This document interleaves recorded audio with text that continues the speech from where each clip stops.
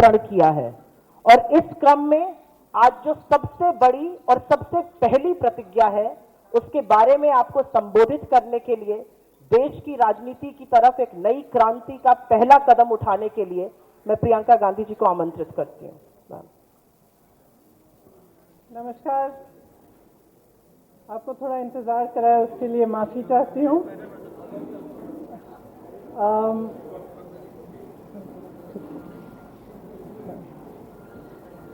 जैसे सुप्रिया जी ने कहा, आज हमारी पहली प्रतिज्ञा के बारे में बात करना चाहती हूँ मैं।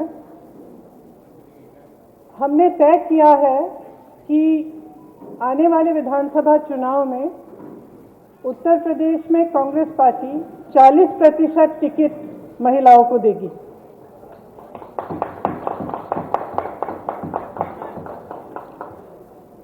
हमारी प्रतिज्ञा है कि महिलाएं उत्तर प्रदेश की राजनीति में पूरी तरह से भागीदार होंगी।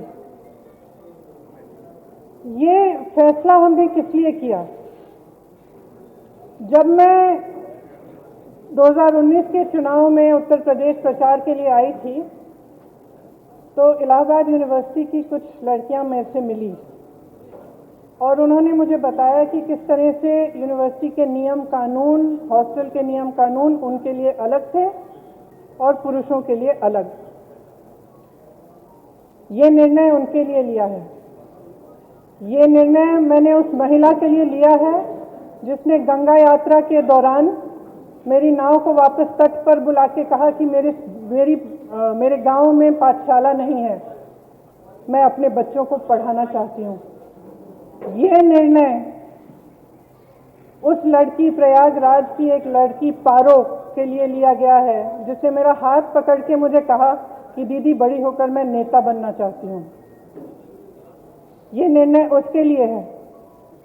ये निर्णय चंदौली में जो शहीद एयरफोर्स के पायलट हैं, उनकी बहन वैष्णवी के लिए है, जिसने मुझे कहा कि उनके भाई शहीद हो गए हैं लेकिन वो पायलट बनना चाहती है।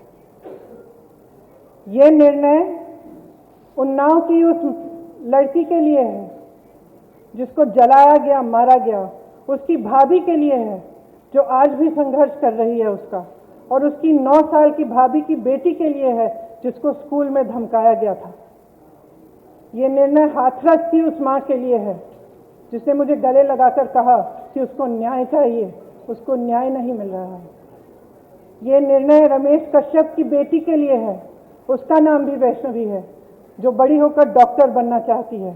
लखीमपुर में एक लड़की मेरे से मिली, मैंने उससे पूछा क्या बनना चाहती हो बड़ी होकर? उसने कहा प्रधानमंत्री बनना चाहती हूँ।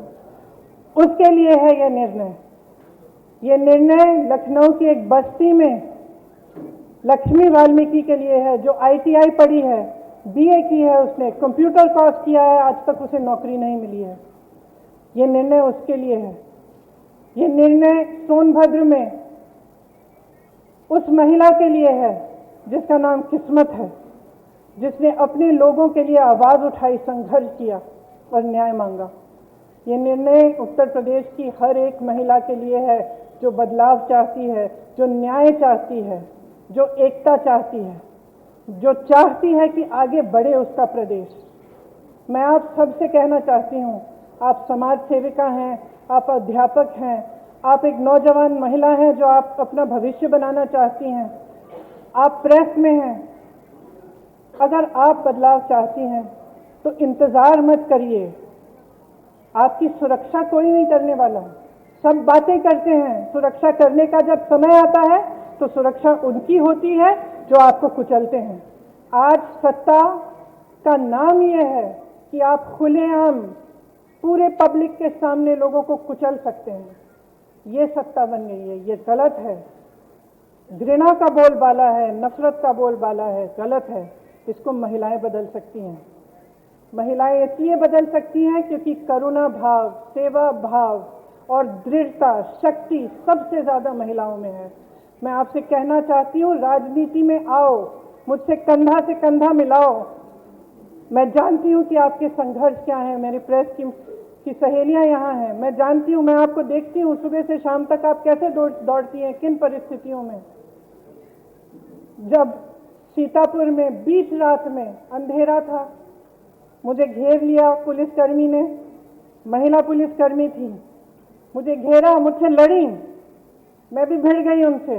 उसके बाद मुझे उन्होंने जीप में बिठाया और अंधेरी रात में सिर्फ मैं, वो दोनों और 2 कांस्टेबल मुझे सीतापुर के पीएससी कंपाउंड में ले गए। एक का नाम मधु था, एक का नाम पूजा। ये निर्णय उनके लिए भी है, क्योंकि मैं समझी कि 4 बजे सुबह तक ड्यूटी पे थी। उनकी एक अफसर जिनकी पोस्टिंग सीतापुर में थी, लेकिन जिनकी बूढ़ी माँ अकेली नोएडा में रहती है। कितना संघर्ष करना होता है महिलाओं को। कौन करेगा ये संघर्ष आपके साथ अगर आप एकजुट नहीं होंगी, अगर देश को जातिवाद और धर्म की राजनीति में से निकालकर